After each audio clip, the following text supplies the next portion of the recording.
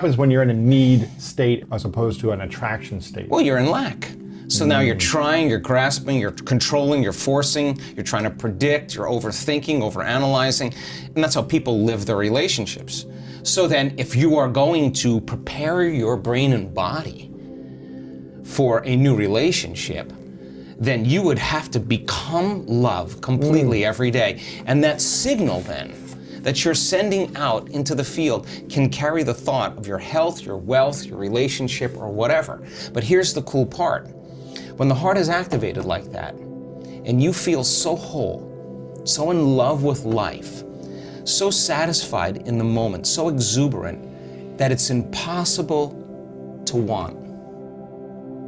Now you're no longer in lack. Now you're so whole that you will magnetize wholeness in your life. The person who's the person that fits the mold energetically, that would be the same as you and yet complement you, so that the two can become one, right? And then instead of in contrast, in union, you exchange information equal to that emotional state. In other words, people use each other to reaffirm their dependence on certain emotions. You have certain people you complain with about politics or whatever, they complain back about their lives, and you use each other to reaffirm, you know, some type of belief or something. Belief about life. Emotionally, you have emotional agreements on things. Well, that emotion is energy, and energy is frequency, and frequency carries information. So you share the same energy, you share the same information, but that's what people do in their lives. But now, in a true loving relationship,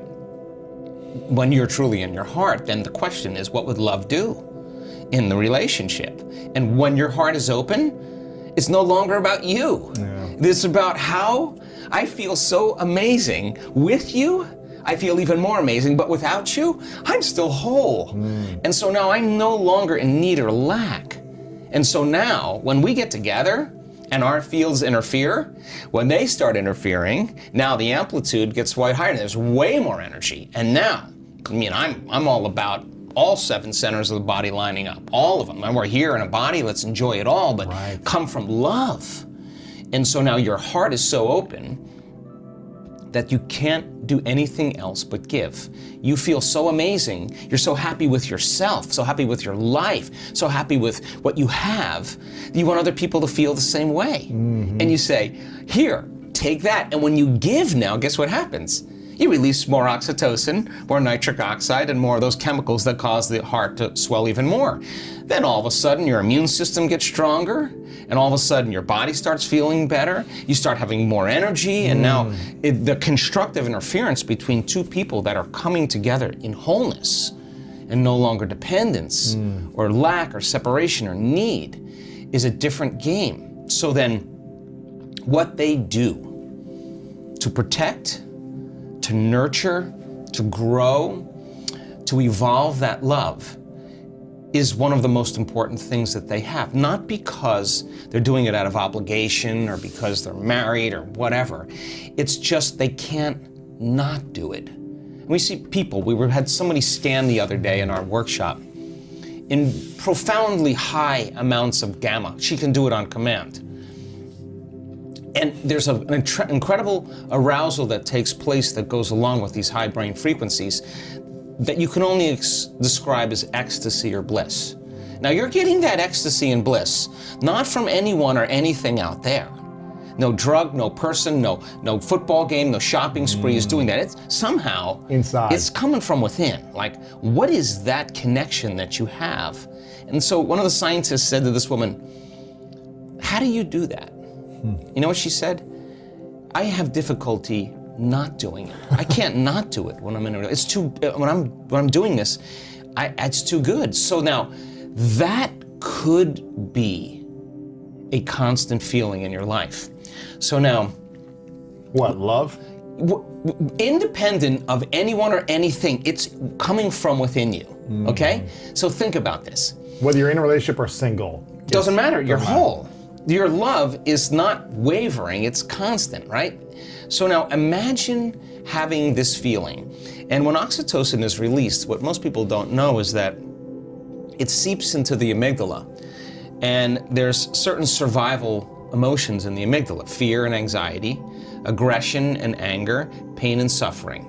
And it literally shuts the lights out in those circuits in the amygdala. And there's only one thing left: love and joy, right? So now this person is suppressing the survival centers, resetting the baseline of the past, how they perceive the past. And now the research on oxytocin shows that when you have just a slight level of increase, and our research shows our students are way outside of normal, that it's impossible to hold a grudge. You know why? Because the feeling feels so good. Why would you judge another person, or why would you react to some condition and lose that feeling? You figure it out really fast. So this birth of unconditional love really says, I'm in love with myself, my connection to some divine intelligence within me. And because I'm so in love with life and with myself, I'm looking at life through the lens of love, which means I'm going to allow you to be whoever you want around me. I don't really, I'm no longer... Not a reaction. I'm not a reaction because I've overcome my fear, I've overcome my anger, and now I'm ready for love.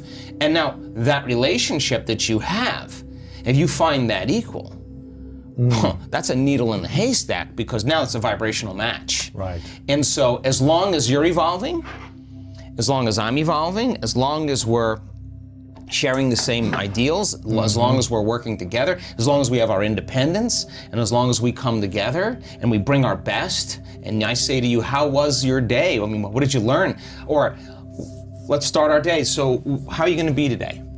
Come on, let's just support each other. So what are the programs you're going to stay away from? Are you going to rush? You know, what did you do yesterday that you want to improve today? How can I support you? How can I love you in that? You want to text at noon? What do you need? And then, how am I going to be?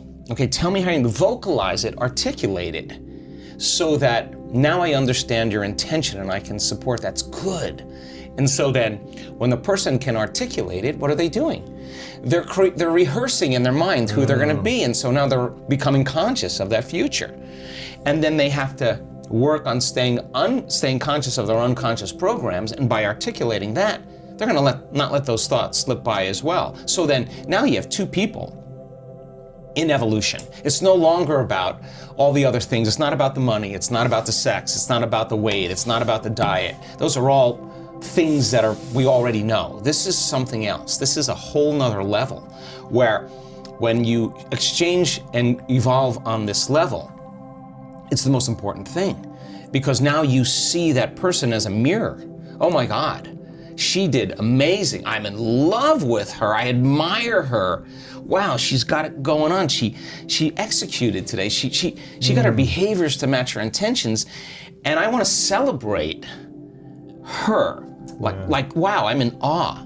That, to me, you don't work on that. You work on you.